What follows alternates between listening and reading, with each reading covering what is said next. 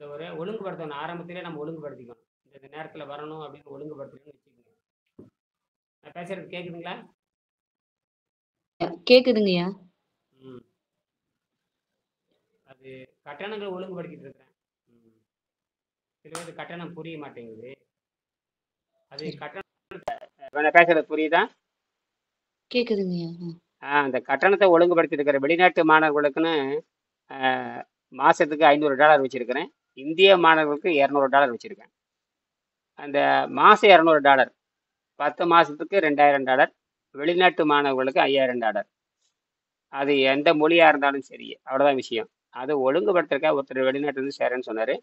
நீங்க என்ன பண்றீங்கன்னு கேட்டீங்கன்னா, நீங்க வந்து உங்க ப்ராஜெக்ட் ஒர்க், இது ப்ராஜெக்ட் ஒர்க், அறிமுகம்ங்கிறது வேற ஒன்றும் கிடையாது. அது 30 நாள் மட்டும்தான் 3000 கட்டிட்டு அவங்க அதோட போயிடணும். திரும்பி திரும்பி வரக்கூடாது. அவங்க ப்ராஜெக்ட் பண்றவங்க தான் அவங்க செய்ய முடியும். ஏன்னா ப்ராஜெக்ட் பண்றவங்க தான் மாணவராக வர முடியும், மற்ற யாரும் வர முடியாது. அதை நான் இந்தியாவில் என்ன பண்ணியிருக்கேன்னா, இந்த ஒரு மாசத்துக்கு $200 வச்சிருக்கிறேன். ஒரு மாசத்துக்கு $200, 20,000 அதை கட்டிட்டு வந்துடணும்.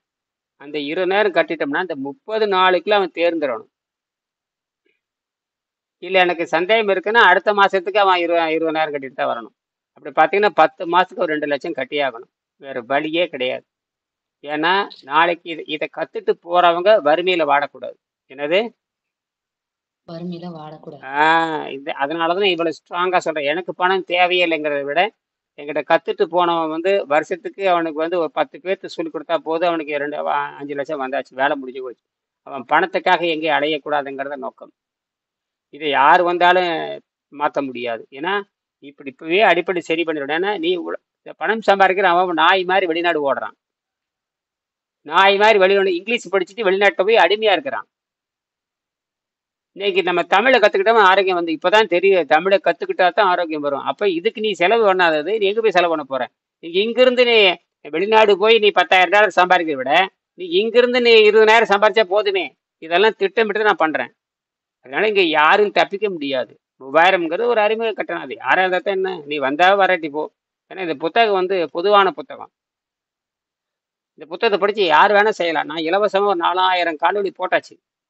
தினம் வந்து 10 வீடியோ 5 குறைஞ்சபட்சம் ஒரு நாளைக்கு 4-5 வீடியோ போடுறேன். இல்லை விவாதமெல்லாம் போயிட்டே இருக்குது. நீ அதுக்கப்புறம் பார்க்குறீங்களே இல்லையா இதெல்லாம்? ஏன்னா இதில் வந்து அவங்களுக்கு வந்து சிந்தனை உண்டாக்கணும். இதை சொல்லி கொடுத்தால் நமக்கு ஆரோக்கியமான பணம் வருங்கிற சிந்தனை உண்டாக்கணும். ஆரோக்கியம் வரணும், பொருளும் வரணும், அருளும் வரணும், பொருளும் வரணும். நீ ஆரோக்கியம் மட்டும் என்ன பண்ணுவேன்? எனக்கு பொருள் வேண்டாம், நீ இங்க இருக்க வரக்கூடாது.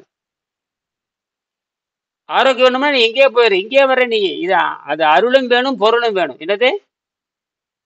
அருளும் வேணும், பொருளும் வேணும். அருளை வச்சுட்டு என்ன பண்ண போற நீ? இது தப்பான கணக்கு போட்டு இதுல வர்றவங்க 100க்கு 90 பேர் தவறான கணக்கு போட்டு உள்ள வர்றாங்க. தவறான கணக்கு போட்டு உள்ள வர்றாங்க. சரி, இது ஒரு எங்கிட்ட ஒரு மாணவர் கத்துட்டு போறான். அவங்க என்கிட்ட ஒரு முறையான ஃபீஸை கட்டிட்டு போறான்னு வச்சுங்க. அவங்க வகுப்பெடுக்கும் பொழுது அவன் அதை வச்சு தொழில் பண்ணணும் பொழுது அவன் என்ன பண்ணுவான்? அவன்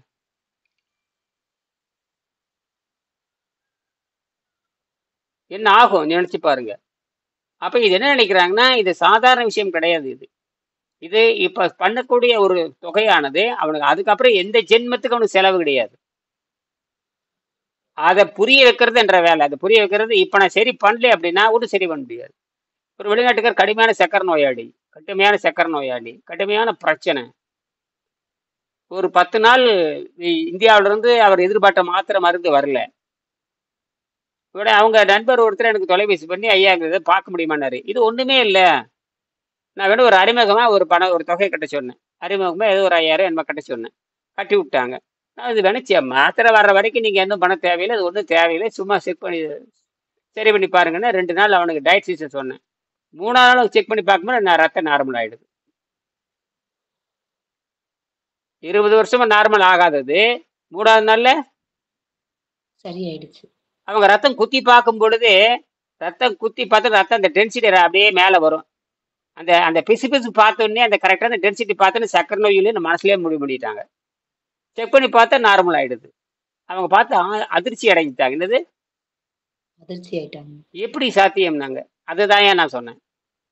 இப்ப அவங்களுக்கு சொன்னேன், இது ஒண்ணும் இல்லை, இது வந்து உடம்பு மொத்தமா சுத்தப்படுத்தணும். இது வந்து ஒரு தற்காலிகமாகுது. இது வந்து மரண தீவை வெல்றது. ஜீரண நீர் சுரந்தாலே மரணம் நிச்சயம். உங்களை வந்து என்ன பண்ணியிருக்கேன், அவசரத்துக்கு தப்பிக்க வச்சிருக்கிறேன். அவ்வளவுதான். அதுக்கு நீங்க என்ன பண்றீங்கன்னா, நீங்க வந்து ஒரு $50,000 இந்த $5,000 ரொம்ப மிக மலிவான கட்டணம் வச்சிருக்கிறேன். $5,000 உங்க நாட்டுக்கானது. $5,000 வச்சிருக்கேன். $5,000 ஒரு பெரிய விஷயமே கிடையாது. வெளிநாட்டுக்காரங்களுக்கு ஒரு மாச சம்பளம் தான். அதனால இந்த $5,000 அவ்வளவு கூட தேவையில்லை. மாசம் மாசம் $500 கட்டுங்க. மாசம் மாசம் கட்டிக்கிட்டு 500. $500 ஒண்ணும் இல்லை. அதுக்கப்புறம் உங்களுக்கு 100 வருஷத்துக்கு எது வராது, சக்கரை நோய் வராது. ஏன்னா நீங்க 100 வருஷத்துக்கு சாப்பிட போறது இல்லைன்னு நான் சொன்னேன். 100 வருஷத்துக்கு சாப்பிட போறது இல்ல, தொடர்ந்து சாப்பிட போறது இல்ல. அதாவது சாப்பிடுவீங்க, தொடர்ந்து சாப்பிட மாட்டீங்க. ஏன்னா தொடர்ந்து சாப்பிட்டா உடம்பு எதிர்ப்பாகும். உடம்பு எதிர்ப்பாகி மரணத்துல கொண்டு விடும். எங்க கொண்டு விடும்? மரணத்துக்கு கொண்டு போய். அப்ப புரியுதான்னு. இது பரிணாம அறிவியல், யாரும் தப்பிக்க முடியாது அப்படின்னு சொல்லி அவங்களுக்கு தான் ரெடி பண்ணிட்டு இருந்தேன். அப்புறம் 2 மணிக்கு பார்த்தா 2:05 ஆகி போச்சு. ஏன்னா யாருக்கும் அது இன்னும் புரிதல் வராது இல்லையா? மெல்லத்தான் அது வரும். காலையில 10 மணிக்கு போட்டு ஒருத்தர் வந்தாரு சிங்கப்பூர்ல இருந்து. அவர் பேசிட்டு, சரி வேண்டாம், நீங்க டிராவல் இருந்தார், வேண்டாம் ஆர்வத்தில் இருக்காதீங்க அப்ப நான் சொன்னேன். புத்தக அமைச்சு அங்க போயிடுது. அதை வந்து அந்த ஆராய்ச்சி சிங்கப்பூர்ல இருக்கிற ஆய்வு மையத்தை கொண்டு கொடுக்க சொன்னேன். சிங்கப்பூர்ல இருக்கிற சென்ட்ரல் லைப்ரரி, இந்த நூலகம் இருக்கு, அங்க கொண்டு கொடுக்க சொன்னேன். இப்ப அதுக்காக அவர் போயிட்டு இருக்காரு. இப்ப புரியுதான்னு இப்பதான் எனக்கே புரியுதுங்க. சிங்கப்பூர் கொண்டு இத்தனை ஆண்டு ஆச்சு, எங்க நூலகம் இருக்குது, எங்க ஆராய்ச்சி இருக்கு, எனக்கே தெரியல. இப்படித்தான் இருக்குது. இப்படித்தான் நாங்க கஷ்டப்படுறோம். இதெல்லாம் இன்னைக்கு ஒண்ணுமே கிடையாது. நாளைக்கு சாட் ஜிபில வந்துருச்சு. இருந்த இடத்துல இருந்து கூட இன்னைக்கு பொருளிட்டலாம். ஆக இது வந்து அரை வழியில பொருளிட்டுறதுக்கான முயற்சி நான் முதல் பண்ணியிருக்கேன். அதனால இது ஒண்ணுமே பண்ண முடியாது. நீங்க இதை கத்துக்கிட்டீங்கன்னா, நீங்க சிங்கப்பூர்ல இருந்து கொண்டே நீங்க வெளிநாட்டு மாணவருக்கு சொல்லி கொடுக்கலாம். நீங்க இந்த என்ன எவ்வளவு சம்பாதிக்கணும்னு கேட்டேன். இவ்வளவுதான் $5,000 எவ்வளவு சொன்னாரு. அது சாதாரண முதல்லாம். நீ வெளிநாட்டுக்கார சொல்லி கொடுத்தீங்கன்னா அவன் $10,000 கொடுத்துருவான். அவனுக்கு $10,000 ஒண்ணும் கிடையாது. $10,000 நமக்கு தான் 50,000 1,00,000 பெருசு. அவனுக்கு 50,000 கணக்கு போட்டு $500. அதனால ஒன்றும் பிரச்சனை இல்லை. நமக்கு அரசியல் நமக்கு அறிவு இருக்கிறதுனால நம்ம வித்துட்டு போயிடுறோம். நம்ம அறிவை தான் கொடுக்க போறோம், மாத்திரை மருந்து கொடுக்கறது இல்லை. அப்புறம் அவருக்காக சொன்னேன், அதெல்லாம் ஒன்றும் நடக்காதுன்ட்டு. நான் பணம் இல்லை, நான் பணம் சேர்த்திட்டு வான்ட்டு. நான் பணம் எத்திலும் மெசேஜ் போட்டாங்க, பணம் இல்லைன்னு சேர்த்திட்டு வா, ஒன்றும் அவசரம் கிடையாது. உன்ன நோயை நீக்கணுங்கிறது உனக்கு நோய் நீக்கணும்னா பணம் சேர்த்திட்டு வா. எனக்கு கமிட்மெண்ட் இருக்குது, ரைட், இருந்துட்டு போட்டு. இருந்தா யாருக்கு கமிட்மெண்ட் இருந்து யாருக்கு கவலை?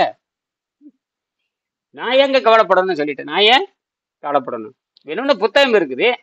நான் சொன்னேன், புத்தகம் இருக்குது, உனக்கு 3 நாள் சொல்லி கொடுத்தல, அதையே நீ 300 நாள் பண்ணிக்கோ. புத்தகம் கொடுத்தாச்சு, 3 நாள் பயிற்சி கொடுத்தாச்சு. இனி என்ன பார்க்கணுங்கிற அவசியமே இல்லை. இனி என்ன பார்க்கணுங்கிறது அவசியமே இல்லையே. ஏன்னா 3 நாள் ரிசல்ட் தெரிஞ்சு போச்சு. 3 நாள்லயே ரிசல்ட் வந்துருச்சு. நீ மற்ற 201 நாள் செஞ்சுக்க வேண்டியதானே. ஏன் செய்ய மாட்டேங்கிற? அது செய்யணும். செஞ்சுட்டு போ. உனக்கு வழி சொல்லி கொடுத்தாச்சு, எல்லாம் சொல்லி கொடுத்தாச்சு. ஏன் செய்ய மாட்டேங்கிற? அது நமக்கு தெரியாது. ஏன் செய்யற? வர்றதான பணத்தை கட்டிட்டு வா. பணம் இல்லாம எதுக்கு வர்ற? நீ படிக்கிறதுக்கு பணம் இல்லாம எதுக்கு வர்ற? புத்தகம் இல்லாம எதுக்கு வர? ஸ்லேட் பென்சில் இல்லாம எதுக்கு வர? சார்ஜ் கிட்ட எங்கிட்ட வந்தீங்கன்னா, இது மெடிக்கலுங்க. இது சாதாரணமா? இது மெடிக்கல், இது மருத்துவம்.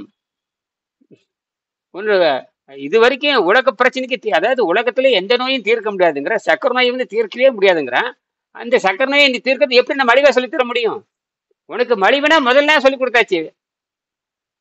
உனக்கு தைரியம் துணிச்சல் இருந்தால் வழிகாட்டுகின்ற நூல் வந்துருச்சுங்க. இப்ப இந்த நூலை கையில கொடுத்தாச்சு, ஒரு 2 நாள் பேசியாச்சு, அப்புறம் செஞ்சுக்க வேண்டியதுதானே.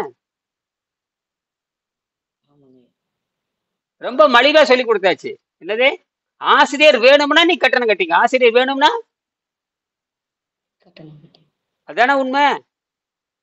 டியூஷன் வேணும்னா புத்தகம், இப்ப நீங்க வந்து கடையில போய் புத்தகம் வாங்கி படிச்சுக்க வேண்டியது தானே. புத்தகம் வாங்கி படிச்சு பரீட்சை எழுத வேண்டியதானே. சொல்லி கொடுக்குற ஆசிரியர் டியூஷன் ஃபீஸ் கட்டித்தான் தீரணும். முடியாதுன்னா ஒன்றும் பண்ண முடியாது. முடியாதுன்னா ஒண்ணும் பண்ண முடியாது. பிரச்சனை நோய்ங்க. பிரச்சனை நோய். நோய் கொடூர சக்கரை நோய்ங்கிற சாதாரண நோயா? ஒவ்வொரு நாளும் சீரழியணும். ஒவ்வொரு நாளும் கஷ்டப்படணும். கஷ்டப்படுறதா? சாகர வரைக்கும் கஷ்டப்படணும். அழுகி போகும் காலெல்லாம், அழுகி போயிடும். காலெல்லாம் அழுகி சுண்டி போயிடும். காலை வெட்டி எடுக்கணும், ஒவ்வொன்றா வெட்டி எடுக்கணும். ஏன் அப்படின்னா, இது வரைக்கும் நான் இன்னும் இந்த மாணவர் தேர்ந்தெடுக்கவே இல்லை. 25 வருஷம் ஒருத்தரும் தகுதி இல்லை. ஏன்னா நான் சொன்னபடி நடக்கிறது இல்லை. நான் சொல்ற மாதிரி கட்டணம் கட்டுறதில்ல. நான் தள்ளி விட்டுறேன். யாரையுமே ஏத்துக்கிறது இல்லை. நான் சொல்ற மாதிரி கட்டணம் கட்டி வந்தாதான் அவன் மாணவனாக அறிவிக்க முடியும். அது 12 வருஷம் சொன்னபடி கேட்கணும். அப்பதான் இது வந்து ஆசிரியர் மனம் மாறிட்டா யாருக்கு சொல்லித்தர முடியாது. ஏன்னா இது என்னுடைய புத்தகமா இருந்தா கூட நான் எதை பண்ணலைங்கிற. இது என்னுடைய புத்தகமே கிடையாது. என்னது? இது அடுத்தவங்க புத்தகம். நீ படிச்சு நீங்க முன்னேறிக்கலாம். ஏன்னா வந்து அவர் எல்லாத்துக்கும் போய் சேர்ற மாதிரி தமிழ் எழுதிட்டு போயிட்டாரு. தமிழ் தமிழ் உச்சரிப்பை தெரிஞ்சவங்க, தமிழ் ஆழமா இருக்கிறவங்க தான் புரிந்து கொள்ள முடியும். தமிழ் ஆசிரியர்கள் கூட புரிந்து கொள்ள முடியாது. என் பொண்ணே தமிழ் ஆசிரியர் தான், அப்புறம் கல்லூரி பேராசிரியர் தான்.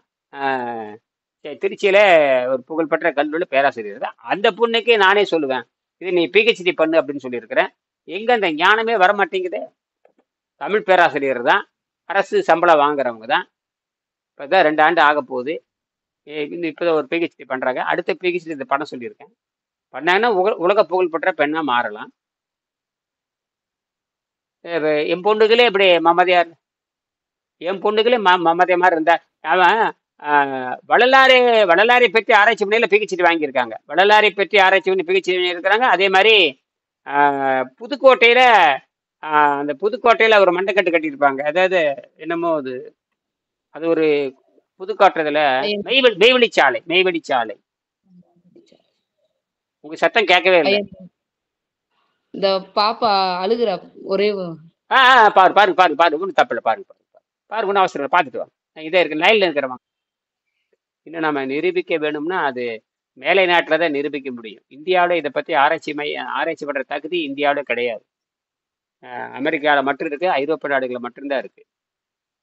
அவங்க தான் அவங்க வந்து நீண்ட தூரம் பயணம் போவதற்கு உணவை நிறுத்துறதுங்கிற டெக்னிக்கல் கண்டுபிடிச்சாச்சு. ஏற்கனவே வந்து அமெரிக்கா வந்து ஹீரா ரத்தன் மணேக் என்கிற ஒரு மெக்கானிக்கல் இன்ஜினியரை, இயந்திர பொறியாளரை கூப்பிட்டு ஆராய்ச்சி பண்ண. அவரை பற்றி பசிதாகத்தை கட்டுப்படுத்தி சூரியனிலிருந்து சக்தி எடுக்கலான்னு சொன்னார். தாவரத்தை போல உடம்பு இயங்குதுன்னு சொன்னார். கிட்டத்தட்ட அது சரிதான்.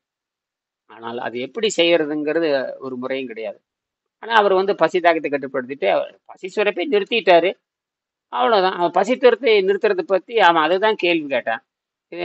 கேள்வி கேட்டு இப்படி பரிணாமத்தில் முன்னேறுது அப்படிங்கிறது அவன் வந்து அது பக்தி, அது ஒரு மாதிரி ஸ்பிரிட் மாதிரி கொண்டு போய் பண்ணான். அது இயற்கையில வாழலாம் அப்படின்னு. அப்படி அதுக்கு முன்பின் எந்த ஆதாரம் கிடையாது. இது பரிணாம அறிவியல் ஆதாரம் இருக்கிறனாலதான் அனைத்தும் நான் பேச வேண்டியிருக்கு. அனைத்தும் பேசி புரிய வைக்கிறது ரொம்ப கஷ்டம். இது புரிய வைக்கிறது கஷ்டம்.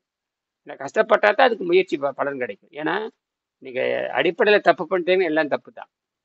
இதுல வந்து சுத்தமாயிட்டா 100 ஆண்டுக்கு வாழலாம், இனப்பெருக்கம் செய்யலாம். அது பெரிய விஷயம். இது சுத்தப்படுத்துறதுல எனர்ஜி உள்ள பூந்துக்கு, புரோட்டீன் உள்ள பூந்துக்குது.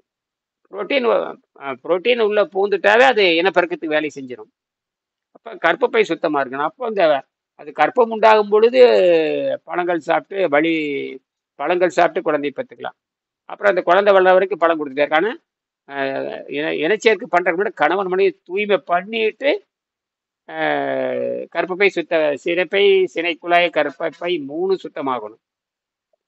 இனச்சேர்க்கை பண்ணதுக்கு அப்புறம் அது வந்து அதுக்கப்புறம் அவங்க பழங்கள் சாப்பிட்டு குழந்தை பெற்றுக்கலாம். ஆனா சுத்தமாக இருக்கிறப்ப நீர் பயிற்சி செய்து காய்கறி சாப்பிட்டு சுத்தம் பண்ணி உடம்பை இலக்கி வச்சு உடம்பு நடுநடையே வந்துடணும். அப்போ அவங்க இனச்சேர்க்கை பண்ணாங்கன்னா குழந்தை அந்த வயிற்றுல எதுவுமே இருக்கக்கூடாது. தூய்மையான வயிறா இருக்கணும். இறப்பை, சிறுகுடல், பெருகுடல் மலமே இருக்கக்கூடாது. கணவனுக்கு வயிற்றுல மலம் இருக்கக்கூடாது, மனைவிக்கு அந்த உணவு பாதையில மலம் இருக்கக்கூடாது. அப்போ அவங்க இனச்சேர்க்கை பண்ணும் பொழுது தூய குழந்தைய பிறக்கும். அது உங்களுக்கு தெரியும் எல்லாமே. அது சினைக்குழாயில சேருது. சினைக்குழாயில தானே சந்திக்குது எல்லாமே. அதுக்கப்புறம் தான் இறப்பு, அதுக்கப்புறம் தான் கர்ப்பப்பைக்கு வரும். கர்ப்பப்பைக்கு வந்து கர்ப்பப்பைங்கிறது வளர்கின்ற இடம் தான். சினைக்குழாயில தான் எல்லா வேலையும் நடக்குது. சினை முட்டை வருது, ஆணினுடைய உயிரணு போது 2 சந்திக்குது, அங்க குறிப்பிட்ட வளர்ச்சி அடையுது. அதுக்கப்புறம் திருப்பி கர்ப்பப்பைக்கு வந்து அங்க வளர்ற இடம். அப்ப கர்ப்பப்பை என்பது வளர்ற இடம் தான், அங்க உயிர் உற்பத்தி ஆகிற இடம் அல்ல. நாற்றாங்கால் என்பது வேறு, வயல் என்பது வேறு. நாற்றாங்கால் உற்பத்தி பண்ற இடம், அது புடுங்கி நடுற இடம் தான் கர்ப்பப்பை. இதுதான் எல்லாத்துக்கும் தெரிஞ்சதுதான். அப்ப அந்த கர்ப்பப்பை சுத்தமாக இருக்க வேண்டும். கர்ப்பமை மட்டுமல்ல, சினை மட்டையும் சுத்தமா இருக்கணும், சினை குழாயும் சுத்தமா இருக்கணும். அங்க எந்த அடப்பும் இருக்கக்கூடாது. எந்தது சினைக்குழாயில் அடப்பு இருந்ததுன்னா வேலை முடிஞ்சு போச்சு. சினைக்குழாயிலும் அடப்பு இருக்கக்கூடாது. சினைக்குழாய் ரொம்ப முக்கியமானது. அதுல கொழுப்போ அது தவிர சளியோ இருந்ததுன்னா சினை முட்டை அமிலத்தன்மை ஆச்சுன்னா குழந்தையே உண்டாகாது. இவனுடைய உடம்புல போய் சளி நிறைய இருந்ததுன்னா அமிலத்தன்மையா இருக்கும். அப்ப அந்த சக்தியே பத்தாது, நீ அரிச்சு கொண்டு போடும். தூய ரத்தத்துல தான் தூய ரத்தத்துல தான் உங்களுக்கு தூய அணுக்கள் அணுக்கள் உண்டாகும். அந்த நடுத்தர அடர்த்தி இருக்கணும். அதனால சக்கரை நோய் வந்தவனுக்கு அவ்வளவுதான். சக்கரை நோய் வந்தவன் இனப்பெருக்கமே செய்ய முடியாது. இனப்பெருக்கமே அவ்வளவுதான், முடிஞ்சு போச்சு.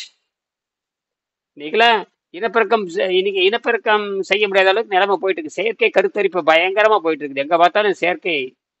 அதுக்கான காரணம் என்ன? இந்த உடம்பை சுத்தம் பண்ண சரியாத காரணம் தான். அதை எப்படியோ கண்டுபிடிச்சாச்சு. ஆக இதை தான் கொண்டுட்டு வரணும். அதனால பாடத்தை படிச்சுட்டு நீங்க திட்டங்கள் சேர்றதா இருந்தா அந்த 30 நாளுக்கு அப்புறம் அந்த 20,000 கட்டி சேர்ந்துக்க வேண்டியது 1 மாசம்தான்.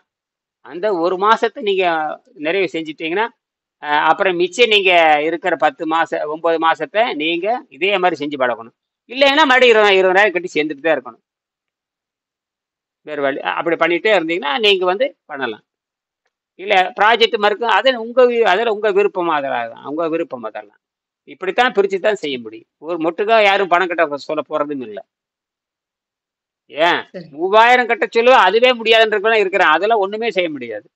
புத்தகம் வாங்குற கூட காசு இல்லை, அதுக்கும் ஒன்றும் செய்ய முடியாது. வீடியோ பார்க்கற கூட நேரம் இல்லை, அதுக்கும் ஒன்றும் செய்ய முடியாது. எனக்கு பார்க்கறக்கே நேரம் இல்லை, ஒன்றும் செய்ய முடியாது.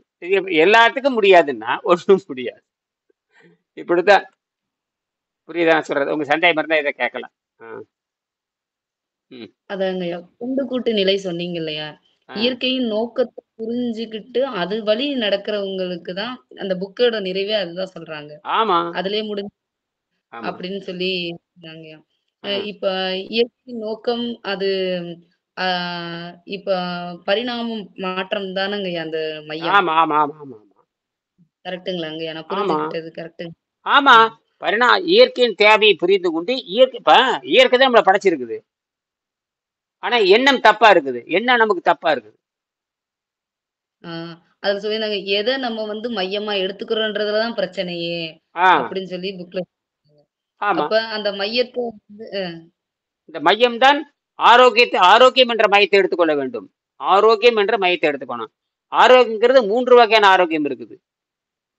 ஆரோக்கியங்கிறது 3 வகையான ஆரோக்கியம். பாருங்க, 100ஆம் பக்கத்துல சொல்லியாச்சு. 100ஆம் பக்கத்துல வருமா? ஆங்கில மருத்துவர் என்ன சொல்றாரு? 100ஆம் பக்கத்துல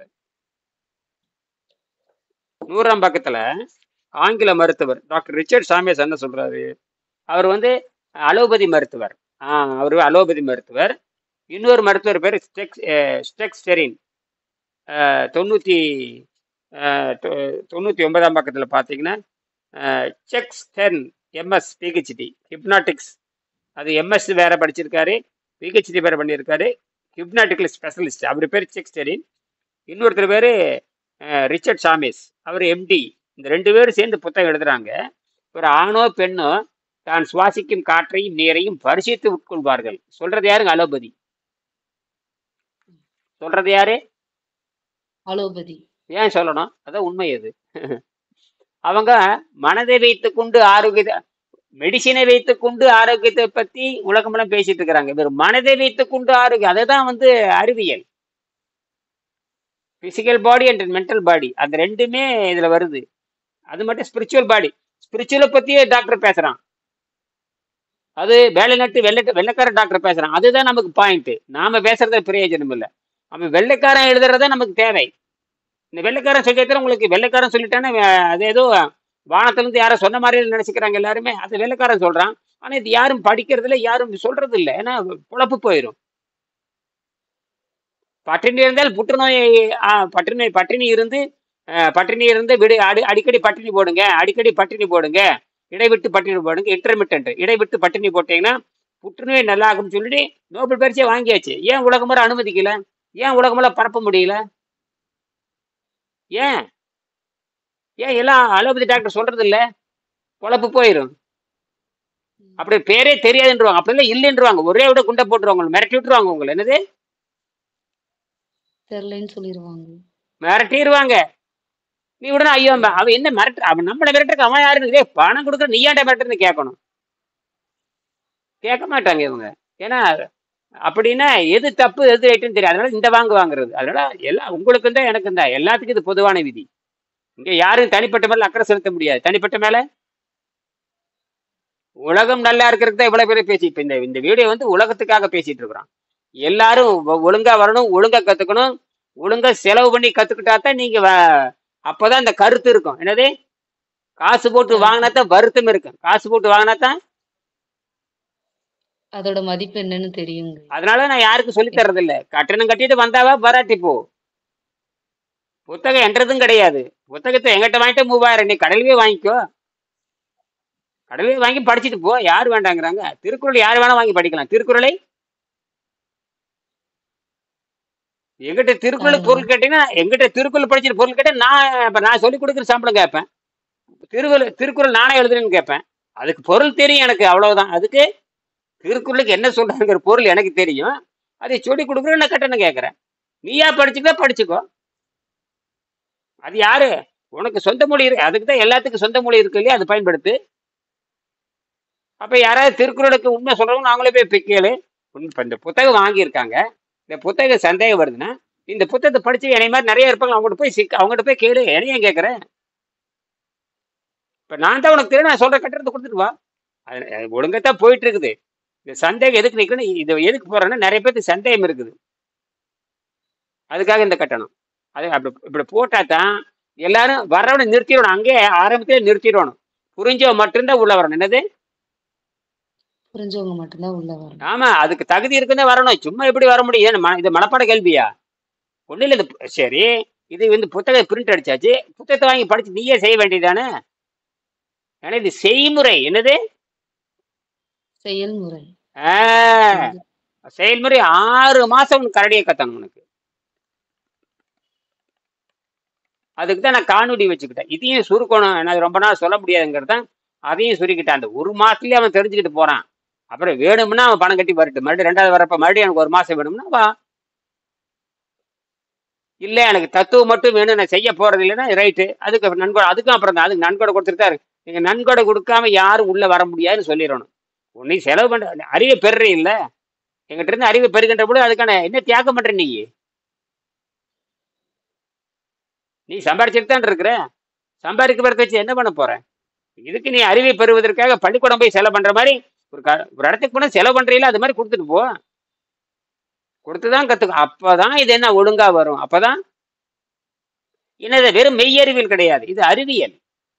இது வந்து அறிவியல் படுத்தணும். இது அறிவியல் படுத்தணும்னா, நீ ஒரு நாளைக்கு முன்னேறி இருக்கிறப்போ ரத்தத்தை நீ சோதனை பண்ணி பார்த்தா ரத்தம் வந்து உனக்கான தேவையான அடர்த்தியால் இருக்கணும். உனக்கான அடர்த்தியால் இருக்கணும். உனக்கான அடர்த்தி இருக்கும். அடர்த்தி இருந்தா தான் அது சரியா வேலை செய்யும். அடர்த்தி இருந்தா தான் இனப்பெருக்கம் நடக்கும். அடர்த்தி இருந்தா தான் எல்லாமே நடக்கும். அடர்த்தி இல்லைன்னா அவ்வளவுதான், செத்தான். அப்ப இது வந்து ஒண்ணுமே இல்லை. ஒட்டுக்கூடலுக்கு அடுத்தபடியாக உணவு கட்டுப்பாடு என்ன சொல்றாரு பாருங்க. விண்வெளியை மனித சமுதாயம் ஆக்கிரமிப்பது தலையாய கடமை. விண்வெளி ஓடம் மூலமாக விண்வெளியை அடைந்து திரும்புவதில் எரிபொருள் மட்டுமே செலவாகும். இப்ப விண்வெளியில போய் நிறைய பேர், இப்ப 7 பேர் தங்கி இருக்காங்க. இப்ப கூட விண்வெளியில சுனிதா வில்லியம்ஸோட 7 பேர் தங்கி இருக்காங்க. சுனிதா வில்லியம்ஸ் மட்டும் கிடையாது, அவங்களோட 7 பேர் தங்கி இருக்காங்க. ஆமா, ஒன்றும் பயம்லாம் அங்க ஒன்றும் கிடையாது. எந்த வீட்டில் இருக்கிற மாதிரி ஜாலியா இருக்கிறாங்க, அதெல்லாம் ஒன்றும் கிடையாது. இந்த ஒண்ணுமே தெரியாம பேசுறாங்க அதெல்லாம். அது 7 பேர் அங்க எப்பயுமே 7 பேர் தங்குவாங்க. ஒரு 7 பேர் கீழே வந்தா ஒரு 7 பேர் மேல போவாங்க. எது எது உடஞ்சிருக்குது, என்னென்ன சரி பண்றது, இது பார்த்துருக்கோம், என்னென்ன நான் ஆராய்ச்சி பண்ணிட்டு இருக்கிறேன். ஒவ்வொருத்தரும் பல பல வகையான திறமை உடையவாங்க. இந்த மாதிரி பாதி வேலை முடிஞ்சிருக்குது, இந்த வேலை நீங்க செய்யுங்க, இந்த வேலை நீங்க செய்யுங்க. ஒவ்வொருத்தருக்கும் ஒரு பொறுப்பு இருக்கும். அவரவர்கள் பல்வேறு துறையில தனித்தனியான திறமையானவங்க. அந்த திறமையெல்லாம் சொல்லிக் கொடுப்பாங்க. இந்த அளவுக்கு நான் செஞ்சிருக்கிறேன், இந்த அளவுக்கு இது கரெக்டா வந்திருக்குது, இதை நீங்க கவனிங்க அப்படின்னு அவங்க பொறுப்புல ஒப்படைச்சிட்டு போவாங்க. அதுக்கே ஒரு நாள், அதுக்கே 10 நாள் ஆகும். சொல்லி புரிய வச்சு எப்படி செஞ்சிருக்கு, எது போனது, எது உடஞ்சி போச்சு, எது புதுசு, எது வந்துச்சு, இது சரி பண்ணியிருக்கு, இது சரி பண்ண முடியல, இதை நீர் சரி செய்யுங்க, இந்த நேருக்கு இது கவனிச்சுட்டு இருக்க, இதெல்லாம் இப்படி போயிட்டு இருக்குது, என்னென்ன ஆராய்ச்சி பண்ணியிருக்கேன் அப்படின்னு அவங்க சொல்லி கொடுப்பாங்க. சொல்லிட்டு அவங்க அதை புரிஞ்சுக்கிட்டு அவங்க பார்த்துட்டு இது வர்றக்கே 4 நாள் ஆகும். ஏன்னா அங்கே 7 பேர் இருக்கு. ஒரு பக்கம் அமெரிக்க பிரிவு இருக்கு, ஒரு பக்கம் ரஷ்யா பிரிவு இருக்கு. இந்த ரஷ்யா பிரிவும் அமெரிக்க பிரிவும் சேர்ந்தது அந்த விண்வெளி ஆராய்ச்சி மையம். அதுல வந்து பாத்தீங்கன்னா கிட்டத்தட்ட 15 பேர் வரைக்கும் தங்கலாம். அவ்வளோ பெரிய இடம். அது பெரிய பிரம்மாண்டமான இடம். நீங்க நினைக்கிற மாதிரி கிடையாது. எவ்வளோ பிரம்மாண்டமா கட்டியிருக்கிறாங்க. அதில் குறைஞ்சபட்சம் 7 பேர் இருப்பாங்க. அதில் 15 பேர் வரைக்கும் தங்கறதுக்கு இடம் உண்டு. குறைஞ்சபட்சம் 7 பேர் இருப்பாங்க. 7 பேரும் பல்வேறு வகை துறை சாதனை படைத்தவங்க. இவங்க பல்வேறு வகையில் ஆராய்ச்சி பண்ணுவாங்க. அந்த ஆராய்ச்சியை வந்து முந்தையெல்லாம் பார்த்தா 3 மாசம், இப்போ 6 மாசம் தங்குற மாதிரி கொண்டு வந்தாங்க. அதிகபட்சமா ஒரு அமெரிக்கா ரஷ்யாவை சேர்ந்த ஒரு விண்வெளி வீரர் வந்து 400 நாள் இருந்தார். இது உலக சாதனை. அது சர்வதேச சாதனை. 400. இந்த அம்மா வந்து 9 மாசம் தான் ஆச்சு. இதெல்லாம் ஒரு விஷயமே இல்லை. எல்லா வசதியும் அங்க இருக்குது. எல்லா வசதியும், அனைத்து வசதியும் இருக்குது. செயற்கை பூமி அங்க உருவாக்கி இருக்காங்க. செயற்கை பூமி, அவ்வளவுதான். அந்த அந்த வீட்டு விட்டு வெளியே வரவே முடியாது. வந்த ஆல் அவுட். ஆனா அந்த வெளியே வந்து வெற்றிடம் தான். அங்க வெற்றிடத்துல தான் இது நடக்குது. எல்லாம் வெற்றிடம் தான். எல்லாம் செயற்கையா தான் கொண்டு வரணும். அப்ப செயற்கை காற்று, செயற்கை நீர், செயற்கை சூழல், செயற்கை ஈரப்பதம் இருக்கணும், காற்று இருக்கணும். அப்புறம் உணவு பழக்கம், என்னென்ன உணவு பழக்கம் கண்டபடி உணவு பழக்கம் தாறுமாறா இருக்கு. எல்லாம் இறைச்சி உணவு சாப்பிட்றவங்க தான். அதனாலதான் எல்லாத்துக்கும் நோய் வர்றாங்க. எல்லாம் நோய் வந்து தான் திரும்பி வருவாங்க. அப்படிலாம் இருக்கு. ஏன்னா இந்த பரிணாமம் என்னன்னு தெரியாது. 6ஆம் அறிவுன்னு என்னன்னு தெரியல, 7ஆம் அறிவு என்னன்னு போகல. நல்லவேளை இதை கண்டுபிடிச்சக்காட்டி இது பேச வேண்டியது இருக்குது. இன்னும் நான் பேசிட்டே தான் இருப்பேன். 20 வருஷம் தான், 25 வருஷம் பேசிட்டு இருக்கிறேன். இப்ப அப்ப பொதுவா பேசிட்டு இருந்தேன். இப்ப மீட்டிங் இருக்கறனால இது நல்லா பேசுறேன். இது எல்லாத்துக்கும் போய் சேரும். இது எப்படின்னு ரொம்ப எளிமையா போய் சேருது. நான் தனிப்பட்ட முறையில் பேசி இது அப்படி நீங்க கேட்கறவங்களுக்கு நான் பதில் சொல்றேன். இது எல்லாரும் பாக்குறாங்க. புரிதல் இருந்தா வருவாங்க. சொல்லுவாங்க இப்படித்தான் ஜீரண நீரை அமைதிப்படுத்துதல். யாரும் சொல்லித்தர மாட்டாங்க. ஜீரண நீர் என்பது தேவையற்றது. குறிப்பிட்ட வயதுக்கு மேல அது எளிமையா அடங்கக்கூடியது. ஆனா மனம் அடங்காது. ஜீரண நீர் அமைதி அடைஞ்சிடும். அது அடைஞ்சிடும். ஏன்னா அது நோய் நீக்கிறதுக்காகத்தான் நான் இப்படி இருந்தா இதை சாப்பிட்டா நோய் நீருங்கிறது இயற்கையில் இருக்குது. அதை கண்டுபிடிச்சவங்க சித்தர்கள் கண்டுபிடிச்சு அதை திருவள்ளுவர் பரிந்துரைக்கிறாரு. அந்த ஜீரநீர் சுரக்கும் பொழுது நீங்க தூய தண்ணீரை அருந்தினால் அது அமைதி அடைஞ்சிரும். அப்படின்னா அதை தள்ளி போட்டே போ. உனக்கு அப்ப வந்து மருந்து தேவையில்லை. மருந்துங்கிறது நீ சாப்பாடு தேவையில்லை நடத்தாதுக்கு. வேற ஒண்ணுமே கிடையாது. சாப்பாடுன்னா அது எதை வேணா வச்சுக்கலாம். அதை தான் அவர் மருந்துங்கிறாரு. உணவை வந்து விஷம்னு சொல்றாரு. உணவு வேண்டாம், அது வேண்டாம், தண்ணீரே மருந்துங்கிறாரு. ஏன்னா அது வந்து குற்றம் இல்லாதது, அது அடுக்கு எடுக்கக்கூடியது. அதான் அவங்க சொல்றாங்க. அப்ப அந்த மென்டல் அப்படிங்கிறது கிட்ட 3 வகையான இடத்துல அவங்க முன்னேற்றம் அடைகிறாங்க. அந்த 99 மக்கள் எடுத்துட்டீங்களா, அதில் பார்த்து என்ன சொல்றாங்க. இதுல உடலோடு உள்ளம் சேர்ந்த ஆரோக்கியத்தை பெற விரும்புவோர் தான் சுவாசிக்கும் காற்றையும் குடிக்கும் நீரையும் கவனத்துடன் பரிசீலித்து உட்கொள்ளுவார்கள். அவை உங்கள் உணவில் முக்கிய பங்காகும். அடுத்தது தமிழே படிச்சிடலாம். யோகம் பல 1000 ஆண்டுகளாக இருந்து வருகிறது, ஆச்சரியம் அல்ல. இது மனதுக்கும் உடலுக்குமான முழுமையான ஒரு பயிற்சி. இதுதான் மனதுக்கும் உடலுக்கும் ஒரு முழுமையான பயிற்சி. உடலுக்கு பயிற்சி கொடுப்பதுடன் மட்டும் நிற்காமல் யோகம் சுய ஆராய்ச்சியும் பிராண ஓய்வையும் தருகிறது. உடலும் மனமும் கூடிய முழு ஆரோக்கியத்திற்கு ஒரு பரிபூரண மார்க்கமாகும். என்ன புரியுது உங்களுக்கு? உடலும் மனமும் வந்து ஆரோக்கியம் ஆயிட்டாலே பரிபூர்ணம் கிடைச்சிரும்னு சொல்றாங்க. அவ்வளவுதான். இந்த மாதிரி எங்க இருக்குது? எந்த உலகத்திலையும் கிடையாது, எந்த மொழியிலையும் கிடையாது, எந்த இயற்கை உணவுலும் கிடையாது. இங்குதான் உணவே கிடையாது. இங்க சுத்தம் தானே வருது. அது மருந்து இல்லாத காய்கறி. அதான் பெரிய பிரச்சனை. மருந்து இல்லாத காய்கறி சாப்பிட்றது சாதாரண விஷயம் அல்ல. எங்க மருந்து போட்டதான் காய்கறி இருக்குது. தப்பிக்கவே முடியாது. அவசரத்துக்கு தப்பிச்சுக்கலாம், அவசரத்துக்கு நீரை வச்சு சரி பண்ணலாம். தண்ணீர் தூய்மையா இருக்கணும், அதுதான் பெரிய விஷயமே. காற்று தூய்மையா இருக்கணும், ரெண்டும் தான். காய்கறி கூட தேவை இருக்காது ஒரு கட்டத்துக்கு மேல. காய்கறி வந்து ஆரம்பத்துல ஒரு மாசத்துக்கு தான், ஒரு 15 நாள், 20 நாள், 25 நாள் தான். இந்த பெருங்குடல் இருக்கிற மலத்தை அது எடுக்கிறதுக்கிட்ட காய்கறி. அதுக்கப்புறம் உணவு கட்டுப்பாட்டில் போட்டு போட்டு போட்டு போட்டு அப்பப்போ 2 நாளைக்கு ஒருக்கா 3 நாளைக்கு ஒருக்கா போட்டு சாறு சாப்பிட்டு, நெல்லிக்காய் சாறு, தேங்காய் சாறு சாப்பிட்டு சாப்பிட்டு சாப்பிட்டு அதிலே கொண்டு போகலாம். கட்டாயம் காய்கறி இருக்கணும் அவசியம் இல்லை. அதே எல்லாத்தையும் மாற்றலாம்.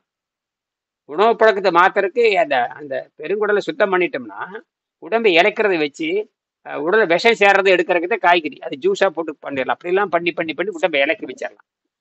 உடம்பு இழைச்சதுக்கு அப்புறம் ஒரு கட்டத்துக்கு அப்புறம் இழைக்காது. இழைக்காத அப்புறம் பேரிச்சம்பழத்தை வச்சு பயிற்சி பண்ணலாம். 1 நாள் 2 நாள். அப்புறம் தண்ணி இப்படி வச்சு பண்ணப்பட உடம்பு நின்று போயிடும் அவ்வளவுதான். அப்ப மலமும் நின்று போய் சிறுநீர் நின்று போயிடும். அப்ப நீங்க தண்ணீர் வச்சு ஓடலாம். இது 6 மாசத்துல வந்துடும். இவ்வளவுதான் இது விஷயம். வேற ஒண்ணுமே இல்லை. அப்புறம் நீங்க உணவு மறுபடியும் நீங்க ஏதாவது உணவு சாப்பிட்டு பார்த்தா எடை கூடும். அதையும் சொல்லியாச்சு. எடை கூடும் பொழுது அது கெட்டு போச்சுன்னு அர்த்தம். காய்ச்சல் வரும், தலைவலி வரும், என்னென்னமோ வரும். உடனே அது என்னமோ ஓ இப்படித்தான் நம்ம பண்ணியிருக்கோம். அப்ப மீண்டும் சுத்தத்துக்கு வந்தீங்கன்னா ஓ சாப்பிட்டா உடம்பு கெட்டு போகுது, சுத்தப்படுத்துற உடம்பு சுத்தமாகுது. பசி வந்து அமைதி. சுத்தமான உடலுக்கு பசி தொந்தரவு. எப்படி சாப்பிட்றவனுக்கு ஒரு சோறு தின்னா ஒரு 5 மணி நேரத்துக்கு அவனுக்கு பசி தெரியாம இருக்கிற மாதிரி, அதே மாதிரி பசி அடைக்கிட்டேன்னு அவனுக்கு தெரியாது. அவ்வளவுதான். ரெண்டும் ஒண்ணுதான். அவன் தின்னு போட்டு பசி இல்லைங்கிறான். நீங்க அந்த பயிற்சி பண்ணி யோக பயிற்சி பண்ணி தண்ணீரை வைத்துக் கொண்டு பசி கட்டுப்படுத்திடுறீங்க. அவனுக்கும் காற்றில் தான் உடம்பு இங்க இருக்குது, நமக்கும் காற்றில் தான் உயர்வு. என்ன அவன் வந்து மலச்சிக்கல் ஏற்பட்டு மரணத்துக்கு கொண்டு போவான், உனக்கு வந்து உடம்பு சமாதி கொண்டு போகும். இதுதான் வித்தியாசம். அவனுக்கு மன ஆறுதல் கிடைக்காது, அவன் பிச்சை எடுத்துட்டே இருக்கணும். நீ பிச்சை எடுக்க தேவையில்லை, இயற்கையா இருக்கலாம். பிச்சை எடுத்து வாழாத நிலை தான் கொண்டு போகும். இதை உனக்கு இயற்கையில நீங்க தேர்வடைகிற இதுதான் இயற்கையினுடைய விருப்பம். அப்ப என்ன ஆகுது இந்த இடத்துல? கீழே பார்த்தீங்கன்னா யோகம் 3 வழிகளில், அதை படிங்க. யோகம் 3 வழிகளில் உதவி செய்கிறது. யோகம் 3 வழிகளில் உதவி செய்கிறது. ம், முதலாவது, மிக உயர்ந்த உடல் நலத்தை அது தருகிறது. ம், இரண்டாவதாக, ஆழ்ந்த மனரீதியான ஓய்வு அது தருகிறது. ம், மூன்றாவது யோகம், ஆத்மாவுடன் தொடர்பு கொண்டிருப்பதால் ம், அண்ட வெளியுடன் அதிக தொடர்பு கொள்ள நமக்கு உதவுகிறது. ம். இவ்வாறு 3 வகைகளில் நமக்கு முன்னேறும் யோக பயிற்சி நம் வாழ்வில் ஒரு ரத்தினத்திற்கு சமமாகும். அவ்வளவுதான். இதுல இதுல இன்னைக்கு கேட்ட கேள்விக்கு இதான் பதில். நீங்க கேட்ட கேள்வி ரத்தனம் வைரம் கிடைச்சிருச்சு. அப்புறம் சோயை விட்டுருங்க. ஒரு வைரம் கிடைச்சாச்சு. இது வந்து உங்களுக்கு மட்டும்தான் வைரம். நீங்க எதுக்கால இருக்கிறவனை கண்ட பயந்து நடுங்குவான். அவ்வளவுதான். அது ஒண்ணும் பண்ண முடியாது. அப்ப 5ஆம் அறிவில் இருப்பான், நீங்க 7ஆம் அறிவுக்கு போயிட்டு இருப்பீங்க. அப்ப உங்களை கண்டு பயப்படுவான். அது நியாயம்தான். நீங்க அவனை கண்டு பரிதாபப்பட, நீ அவனை கண்டு பயப்பட்டே பட்டுட்டு போறான். நீ 7ஆம் வகுப்புல போயிட்டு இருப்ப, அவன் 5ஆம் வகுப்புல இருப்பான். 5ஆம் வகுப்புல இருக்க வந்து உங்களை எப்படி எடை போட முடியும்? ஒண்ணுமே பண்ண முடியாது. உங்களை அது அவ்வளவுதான். அது இது ஒண்ணுமே செய்ய முடியாது. இப்ப நீங்க வந்து 7ஆம் வகுப்பு படிக்கிறீங்க. நான் 5ஆம் வகுப்பு படிச்சுட்டு ஐயோ எப்படி 7ஆம் வகுப்பு படிப்பேன், ஐயோ எப்படி 7ஆம் வகுப்பு படிப்பேன், நான் எனக்கு 5ஆம் வகுப்பு நான் தாண்டவே இல்லை, நான் 7ஆம் வகுப்பு நீ படிச்சு போயிட்டு இருப்பேன், ஐயோ அதுல போன செத்து போயிருவேன், அதுல உன்னால படிக்க முடியாது, உனக்கு தெரியாதுன்னு சொல்லு. நீங்க தெரிஞ்சு காட்டுதான் நீங்க உட்காந்து இருக்கிறீங்க. அதனால அது ஒண்ணு கவலை. இது என்ன நீங்க புரிஞ்சுக்கிறீங்க சொல்லுங்க. இது என்ன உங்களுக்கு புரிஞ்சுக்கிறீங்க? அம், உடல் மனம் ஆரோக்கியமாயிட்டா அடுத்த கட்டத்துக்கு நம்ம ஆத்ம ரீதியான இதுவும் மொத்தம் 3ம் சேர்ந்தா நம்ம சமாதி அடைஞ்சுக்கலான்றது புரிஞ்சது. ஆ மற்றவனுக்கு மற்றவனுக்கு மற்றவங்களுக்கு அது தெரியாதுன்றதுனால நம்ம அவங்க சொல்றத நம்ம எடுத்துக்க தேவையில்லை. ம் இடையில நிதானமா தானே செய்ய போறீங்க. இது ஒண்ணும் உடம்பை இழைக்குதுன்னு தெரிஞ்சு போச்சு. உடம்பு இழைக்க உடம்பு இழைக்கும். எப்ப இழைக்கும்? கெட்டு போன சதை தான் இழைக்கும், சுத்தமான சதை இழைக்காதுன்னு சொல்லியாச்சு. அப்ப சுத்தமான சதை வர்ற வரைக்கும் நீங்க அது கண்டுபிடிச்சிட்டீங்கன்னா அதுதான் சுத்தமான உடல். ம். அப்ப சுத்தமான உடல் நீங்க நான் 25 வருஷமா இருக்கேன்ல, இதேதான். 100 வருஷத்துக்கு இப்படித்தான் இருப்பேன். என்ன உள்ள இளமை வரும், வெளியே வந்து மாறிட்டு இருக்கோம். அது வெளியே இருக்க சைடு எஃபெக்ட். நான் சாப்பிட்ற எலும்புச்சாறு, சர்க்கரை சாறு, தேனி இது குடிக்கிறனால உடம்பு கெட்டுட்டு தான் இருக்குது. இதெல்லாம் என்ன உடம்பு கெடுக்குது. என்ன உடம்பு தேனும் உயர்ந்தது கிடையாது. கடைசிக்கு எது உயர்ந்தது கிடையாது? தேனும் உயர்ந்தது கிடையாது. எல்லாமே தப்பு தான். சைபர். தண்ணீரை தவிர, தண்ணீரும் தூய காற்றை தவிர எல்லாம் குற்றமுடையது தான். இப்படி தைரியமா அடிக்கணும். இப்படி தைரியமா இங்க பேசுறங்களே, வ- அதுதான். அதுக்கு தான் விவாதம் பண்றது. அதுதான்.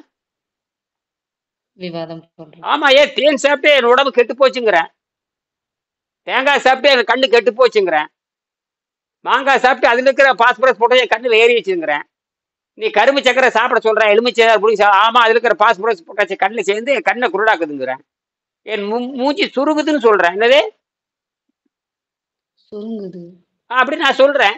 ஆமா, நீ தானே திங்க சொல்ற. அப்படித்தானே சொல்றீங்க எல்லாரும், தேங்காய் சாப்பிடு மாங்காய் சாப்பிடு அப்படித்தானே சொல்றீங்க. அது மோட்சத்துக்கு வழி தெரியுமா? இல்ல.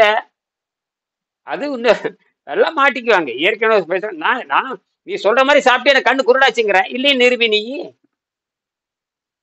க- தேன்ல பாஸ்பரஸ், பொட்டாசியம், சோடியம் இருக்குதா இல்லையா? இருக்கு. அது என்ன பண்ணும்? கண்ணை குருடாக்கும். உடம்புல ஆ, சொல்லுங்க. பிடிச்சிக்கலாம் இன்னொரு உடம்புல 5 அப்படியே நிமிஷம். படிஞ்சிரும். ஆ? ஆ, உடம்புல அப்படியே படிஞ்சிரும்னு சொன்னேன். உடம்புல படிச்சது எங்க போகும்? ரத்தத்துல படிச்சது எங்க போகும்? ரத்தத்துல இருந்து எது எங்க போகும்? ரத்தத்துல கரைஞ்சாச்சு. ரத்தத்துல இருந்து ரத்தம் எங்கெங்க போகும்? ஆ, அதான் எல்லா உறுப்புக்கும் போகும். அது கண்ண பாதிக்குது. ஆமா. உண்மையே பொய்யாது. உண்மைதாங்கய்யா. அப்புறம் தேன் நல்லதுன்னு பேசின என்ன அர்த்தம்? தப்புதாங்க. அப்புறம் தேனே மோசம்னா அப்புறம் தேங்காய் இந்த லட்சணத்துல இருக்கும். மலச்சிக்கல் உண்டாக்குற நம்பர் ஒன்று என்னது? மலச்சிக்கலை உண்டு பண்றது. அதனால இது பரிணாம அறிவியல். நாம உணவை பத்தி உணவுன்னா குற்றமுடையதுதான். உணவுனா குற்றமுடையது. அது யாரு பரிந்துரைத்தாலும் சரி. வள்ளுவரே தேன் கொடுத்தாலும் அது குற்றம் தான். வள்ளுவரே தேன் கொடுத்தாலும் குற்றம் தான். குற்றம். அங்கதான் கடவுளே வந்தாலும் நெற்றிக்கன் திறப்பணும். குற்றம் குற்றமே. குற்றம் தான். தூய தண்ணீர் கிடைக்கிறதுக்கு வாய்ப்பே இல்லை. ஒண்ணு அறிவியல போய் குடிக்கணும், அல்லது ஆட்டு நீரை சுத்தம் பண்ணிக்கணும். பணக்காரனா இருந்தா கிணத்து தண்ணியை ஆறுவாலை போட்டு உப்பை வெளியே எடுத்துடணும். அவ்வளவுதான். அது நமக்கு அதை எண்ணெய் போடுற மாதிரி தான், வேற ஒண்ணும் இல்லை. மீண்டும் உங்களுக்கு 4:30 மணிக்கு சந்திப்போம். சரிங்களா? ஒன்றும் கவலைப்பட தேவையில்லை. இவ்வளவு இதான் தத்துவத்தை புரிஞ்சுட்டு நீங்க தத்துவத்தை புரிஞ்சுட்டு செய்யறதா வேண்டாம்னு நீங்க தான் முடிவு எடுக்கணும். என்னது? செய்யணுமா வேண்டாமா நம்ம முடிவு எடுக்கணும். பணம் கட்டலாமா வேண்டாமா? கட்டிட்டா பணம் போயிருமே, கட்டின பணம் போயிருமே. இப்ப எல்லாமே உண்மையை பேசிடணும். எல்லாத்தையும் உண்மையா பேசிடணும். ஆமா, உண்மையை பேசிட்டு வரலினாலும் கவலை இல்லை, வந்தாலும் கவலை இல்லை. ஏன்னா எங்களுக்கு தனிப்பட்ட யாரையும் கவனம் செலுத்தக்கூடாது. உலக நன்மைக்காக பேசி ஆகணும். இப்ப நீங்க உங்களுக்கு பேசுறது உங்களுக்கு எனக்கானது இல்லை. இனிமேல் வர்றவங்களுக்கான புரிதல், புரியுது. புரிதல் இருந்தால்தான் வரணும். சும்மா எல்லாரும் ரோட்ல வரவங்க இங்க வந்துட முடியாது. வயிற்று வலிக்காரங்க இங்க வர முடியாது. எதுக்கு வயிற்று வலிக்காரங்க நான் ஏன் குணமாக்கணும்? அதுக்கு தான் புத்தகம் இருக்குது இல்ல,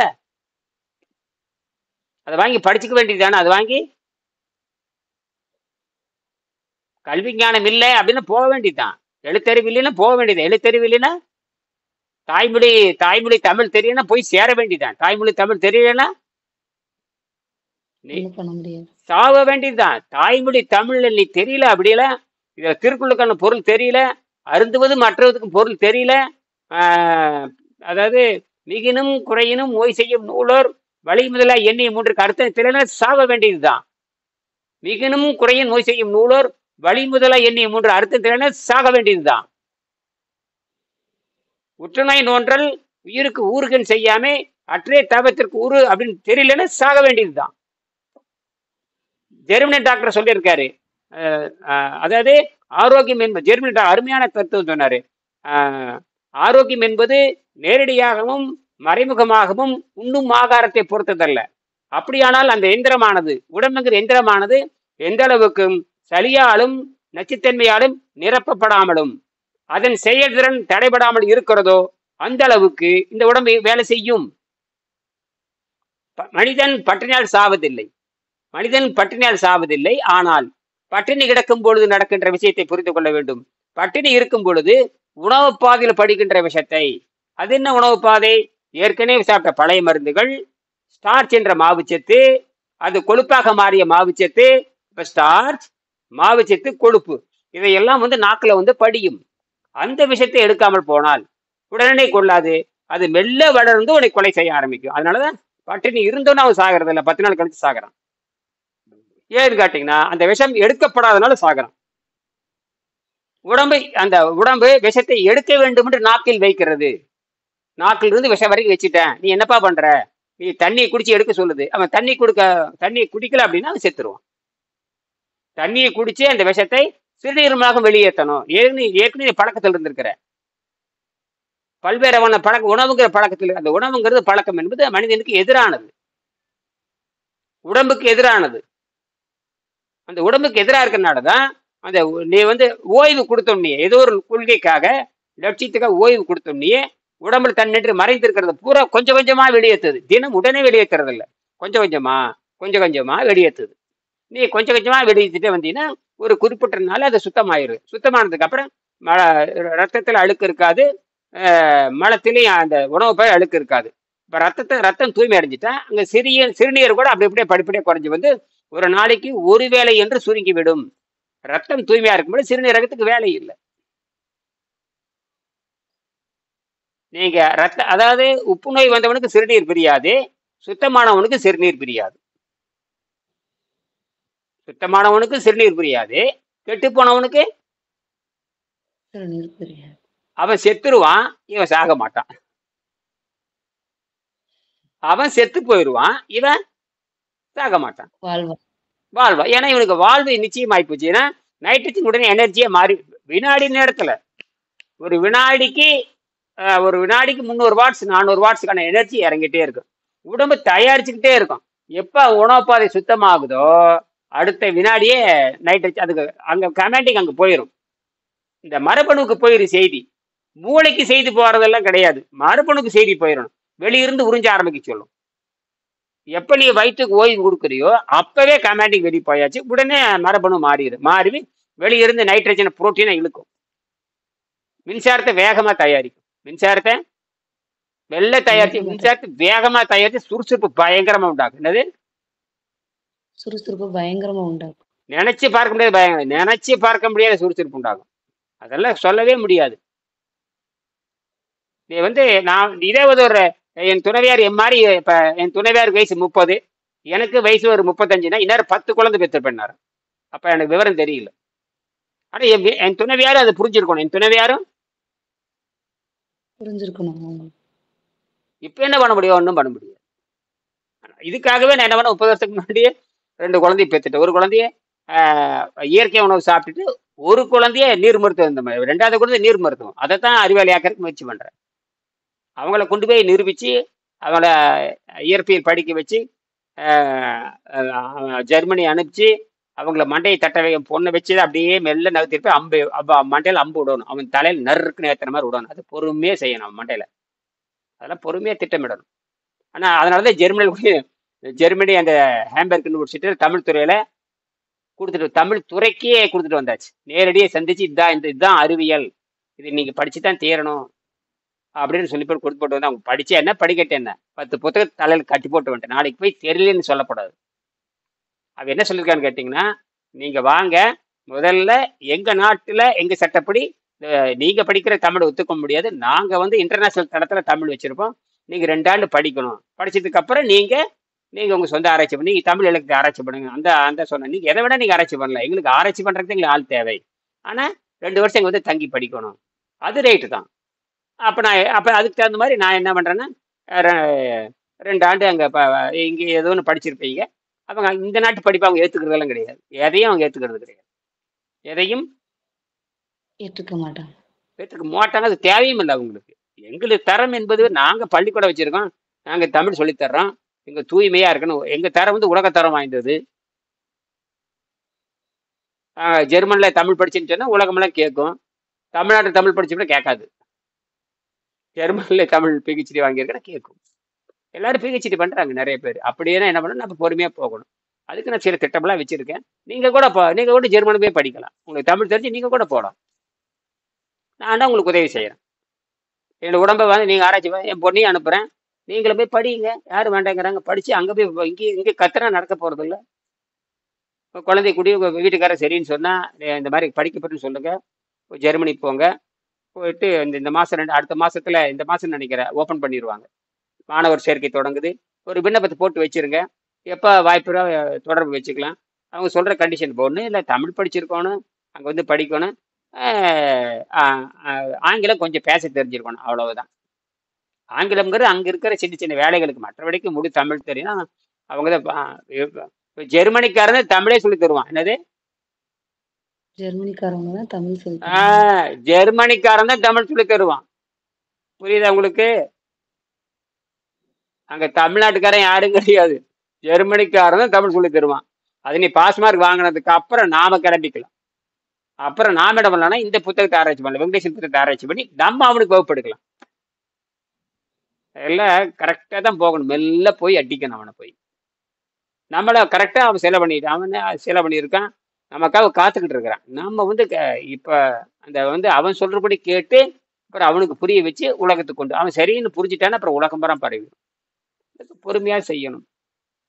சந்திப்போம். சரியா? 4:30 மணிக்கு வாங்க. நன்றி.